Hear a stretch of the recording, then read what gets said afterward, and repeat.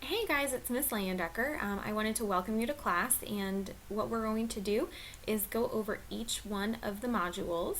I want to show you, since we're going to do module 1 in this video, I just wanted to show you a couple things for my new students, since you may be new to class or new to virtual school and need to know some of this information. Now, when you first come to class, what you will see is our announcements page, and be sure that you check this. There's a ton of really helpful information here. Here's all of my contact information, including how to make a DBA appointment, how to call for tech support. If you want to follow me on Twitter, I sometimes post updates. There's information on how to find help after hours. Here's some of the novels that you'll need for our class for free. When we teach live lessons, you'll see a calendar here. Here's some information about which assignments you can skip. Whoop whoop! So I'm going to let you go back and check that later. There's also really helpful 1-minute videos down here for anyone who's brand new to FLVS. I recommend that you come through and look over these. There's information about resubmitting, what you can and cannot take from the web, how to make a pace chart, and really good stuff like that. So just make sure that you check this out. Additionally, you're going to want to check on your email every day when you log in. There's going to be important information, including grading notes from there. So make sure you go, and you can always check on your grades in the grade book, and you will turn your work in using the assessments tab. Once you turn an assignment into assessments, it will disappear from that list. If it comes back and says saved, go ahead and open it up again. It just means that I've taken a look at it and I want you to correct a couple things before you turn it in for a final grade. So you're wondering, well, how do I start all those assignments? So what we're going to do is click on lessons. It's going to take us sort of to what I like to call the textbook table of contents, and you can see here that there are 8 modules for our course. Now, semester 1 or segment 1 consists of 1, 2, 3, and 4, so we're just going to concentrate on that for the time being. So what you'll do when you're ready to start module 1 is go down here and click on module 1 checklist. Make sure you take some time to read this over. Some students like to print this. It basically talks about the activities that you're going to do and how long it takes you. One thing it does mention that you should do is take the pretest. You can find that by clicking in assessments. I do recommend that you spend a good amount of time taking that pretest and doing your best. I use those scores to possibly find you some exemptions in the course, and it's some work that you may not have to do based on your skill level. So please make sure you take that pretest and do your best, and then check your email after you've taken it for information about moving forward. Now, let's see here. It says your next assignment is called Plan Your Pace. So if we use these little arrows down at the bottom, it'll move us right along. And basically, all this assignment does is sort of tells you what's going to be required in each one of the modules. It asks you to think about your pace, how quickly you want to work, when you plan on being done.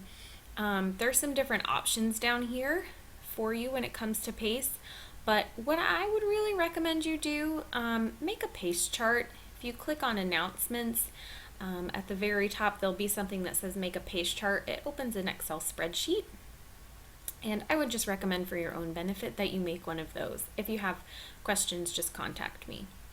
So in order to complete this very easy 50-point assignment, which is like the easiest A ever, what you would do is, after you read through traditional, accelerated, and extended, it tells you what to do. Pick your pace, and then all you have to do is submit a statement telling your instructor what pace you have chosen. So that would be 1 sentence, and I would really love if you just kind of also put in there your planned finish date. So if you've chosen the traditional pace because you want to be done in time to go back to school, or you want to be done before winter break, just go ahead and let me know that information. So it tells you exactly what to do. Complete your pace chart, go to the assessment area and click on 101 and turn in that statement. Easiest A ever. Okay, so after you've done that, you're going to move right along. 102. 102 is a timeline activity. So what you will need to do, if you don't already have a notebook or a binder where you're taking notes for our class, I recommend that you get one. Some students like composition books because it kind of keeps it all in one place, and you don't have to have loose leaf paper because you're not turning anything into me.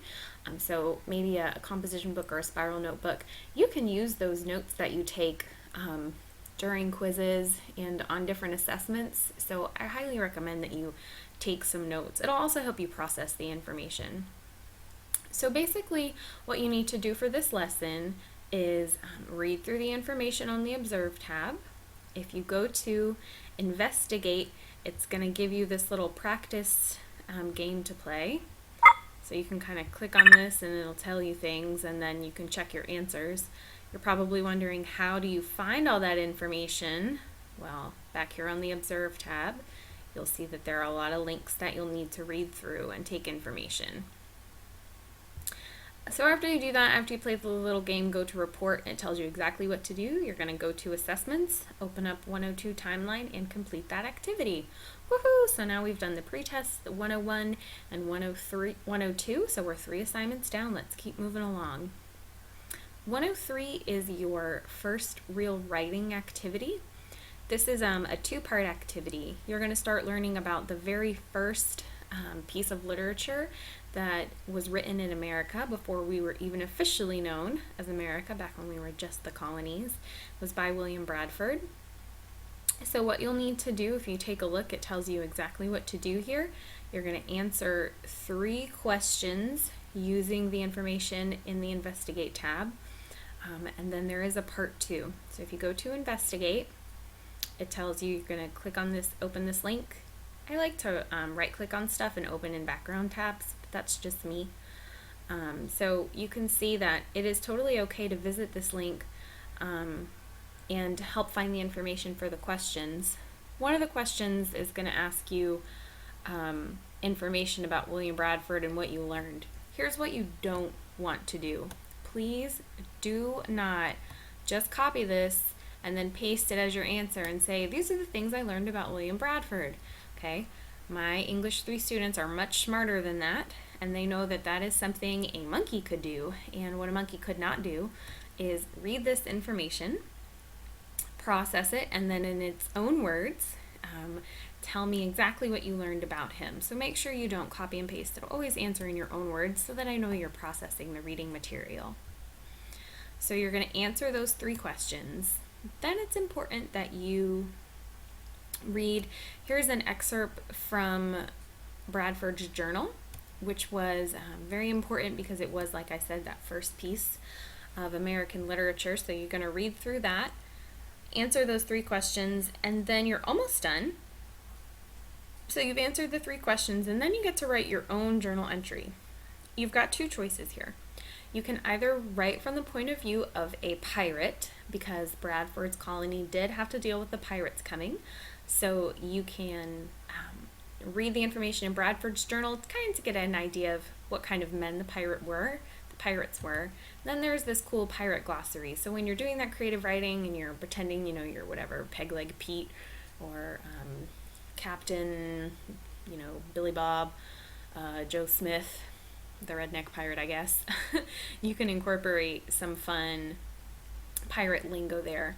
The other option is you can pretend you were one of those stuffy Puritans, and here you are trying to live this righteous life, and up to the banks roll these surly, disgusting pirates. So maybe, you are the ever prudent Jane Smith, and you are writing in your journal about the vulgar men who came ashore. So this assignment sometimes gives students trouble, but remember that it's supposed to be fun. It's creative writing. So make sure you have fun with it. Make sure that journal entry is at least 3 paragraphs. And if you get stuck, go to discussion groups. I'm going to show you why. If you go to discussion groups and you scroll down and you click on number 9, module by module help for modules 1 through 4, you will see, ooh, look at all of this. Module 1 help. All right, I'm kind of stuck. I don't know what to do. It's 10 o'clock at night. I can't call Miss Landecker. Let me look through. Okay, 1.03. So let's see, okay. It tells me, all right, I already know what I have to do. It kind of explains it to you. So here's some, ooh, look at this. Look what I found in discussion groups. If you want to pick the pirate and write from the pirate's point of view, you can steal this first line, and then all you're going to do is follow up with your own paragraph. Same thing for the Puritan. So always check out discussion groups. There's really good stuff in here. Also, for the lessons we're going to go over next, 105 and 107, here's some fill in the blanks you can use for 105, and then there's hints, hints, hints for 105 also. Same thing with 107. Here are some fill in the blanks you can use, and then some hints. So make sure you definitely use discussion groups. Alrighty, now back to lessons. Alright, I've written my journal, I've turned it in. Let me keep moving all the way along. Now the cool thing about our course is that some of our lessons no longer need to be done, and 104 is one of them. So you can skip past 104. After you do your pretest, I will take it off your to-do list. I'm going to move right along. You can always, you may want to go through this information. It will pop up again in Module 8. And feel free to complete this assignment if you want. You don't have to, but if you want to complete this assignment, then I'm definitely not going to hold that against you. All right. So here we are, 105. 105, you are going to read a piece of religious writing. It is a sermon. Now don't get overwhelmed by this. If you go to investigate and you look at this and you're like, holy cow, this is a lot to read and it's really difficult to get through. What I would recommend you do is feel free, you can always highlight the text, and in your course you should see some little buttons pop up and it'll let it be read to you out loud. Definitely take advantage of when you see the words highlighted like this. It takes you to a glossary to kind of help you understand it better. But the nice thing about this is that when you click on report, you see that it's only going to ask you to read this one passage for 1, 2, 3, and 4, and then for number 5 you need to go back and answer those two. So when you get to 105, I suggest you read through that material just to become familiar with it, but when you're answering the questions, remember, all you have to do is use this passage through here to work on 1, 2, 3, and 4. Additionally, number 5, you need to look in the last 2 paragraphs. So there's also help for that in discussion groups, and call me if you need more help. Let's move along.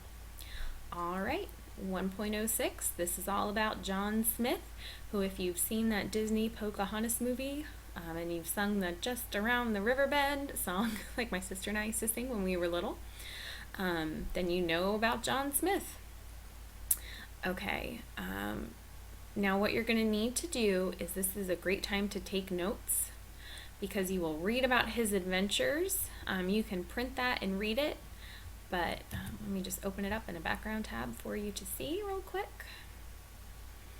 And the nice thing is that once you open this up, you will see that there are questions to ask you as you go. Definitely pay attention and work through this. You will see these again on the quiz. Hint, hint, hint, hint, hint. Okay? So make sure you take advantage of that while you read. After you do 106 and you've taken your notes, you will go to the assessment area and take the quiz so you can move along. 107, this is a 2-point assignment. The first thing you're going to do is read a poem by Anne Bradstreet, and then you are going to watch a video, woohoo, video, on the Scarlet Letter. So I'm going to go to the next tab and see.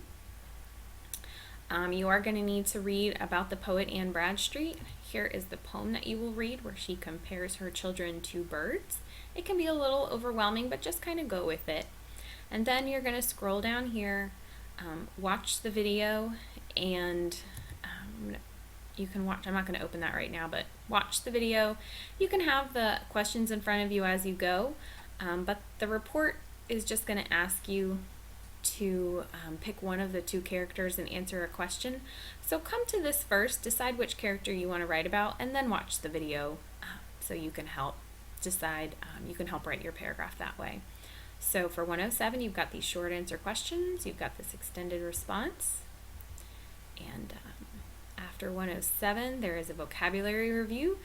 print the glossary, take the quiz. 109 is going to be an overall evaluation. 109A, multiple choice. 109B, let me know when you're ready. It's a quick phone call with me, and that's it. All right, congrats, you did Module 1. Hooray!